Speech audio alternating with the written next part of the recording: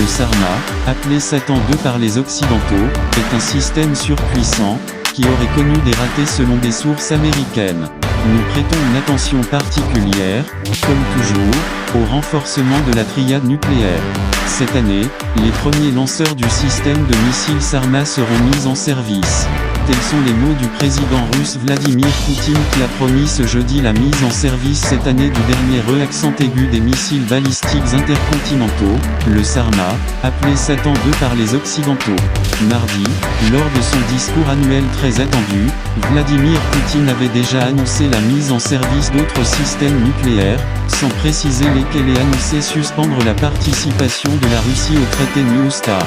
Dernier accord bilatéral de désarmement nucléaire liant Russes et Américains. Le Sarma a une portée quasi illimitée. Le Sarma, dont la mise en service avait d'abord été annoncée pour 2022, a été décrit en avril dernier par le maître du Kremlin comme un missile capable de déjouer tous les systèmes anti-aériens et qui fera réfléchir à deux fois ceux qui essaient de menacer la Russie. Il fait partie de la série de missiles présentés en 2018 comme invincibles par Vladimir Poutine. Selon lui, le Sarma a une portée quasi illimitée. Si la vidéo vous a plu, n'oubliez de vous abonner et d'activer la cloche de notification pour les futures vidéos.